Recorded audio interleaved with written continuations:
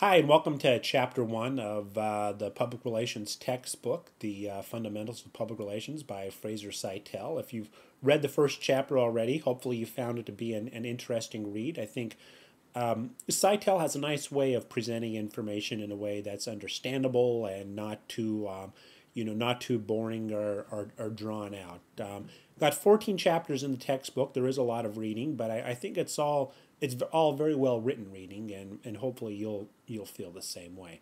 So chapter 1 gives a good overview of what public relations is all about. So you should be able to walk away from this chapter with not only an understanding of what public relations is, but what public relations isn't. And I like the way that Seitel talks about kind of the trifecta of what's important in public relations, and that's ethics, truth, and credibility. Those are such important values and virtues for being a successful public relations practitioner in the 21st century. Now, as Seitel talks about, a problem with public relations is the stigma that's been attached to it. And when you read the next chapter, you'll get some great examples of how there have been less than credible, less than ethical practitioners in the history of public relations. And that still does exist today, whether it be in government relations or corporate relations.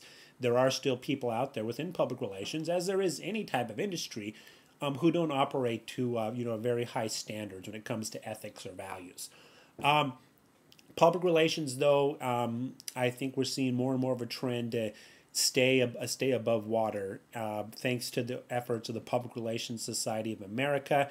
That whole ethics is a very core part of public relations. And if you are the PR person for your organization, one of the things you struggle with on a regular basis is what's the right thing to do.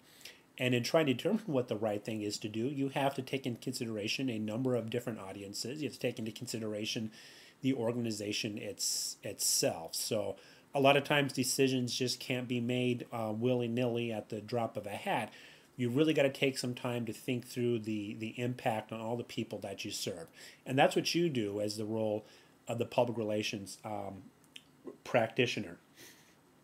The book talks about why public relations is so important today, and that's because organizations are discovering that it's to be successful, they have to do more than just get a customer to buy their product. They have to get the customer to believe in the company, to hold the mission near and true to their heart, to embrace its branding and what it stands for. And there's some great examples out there of people who are so loyal to an organization, not necessarily for the organization's product, but for what the organization stands for. Harley-Davidson is one of the great examples, probably one of the most successful organizations to brand itself. There are people out there who live and breathe Harley-Davidson. Not so much the motorcycle itself, but what Harley-Davidson represents. And public relations plays a role in that, in working with the other communication entities within an organization, such as the marketing and advertising department. Really important thing to take away from this chapter as well is separating what the difference is between public relations and marketing and advertising. Now, I kind of wear all three hats for the University of Alaska Fairbanks. We have all those different entities all rolled into one as the marketing and communications department. We are in charge of public relations, we are in charge of marketing, we are in charge of advertising, and a lot of times the lines between those different functions can be somewhat blurry. In larger organizations, you'll actually see a separate public relations department and a separate marketing department.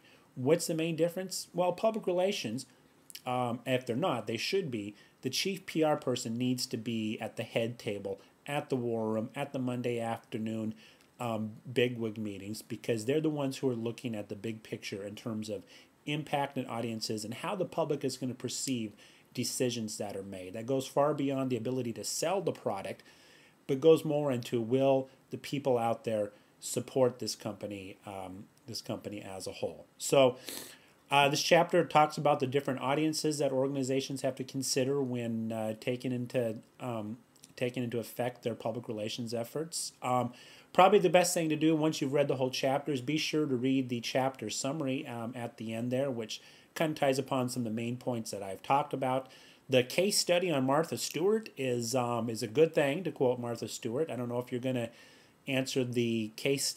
What you'll have to do, just to back up for a second, is at the end of each week, and in this week you had 2 chapters to read, is to select the case study from either chapter 1 or chapter 2 and answer one of the questions on the discussion board on the social networking site. I think the Martha Stewart one's a pretty interesting one. She's someone who managed to kind of weather a storm and come out of a really bad situation looking pretty good, and she can thank public relations for that. So hope you enjoyed chapter 1, and stay tuned for chapter 2.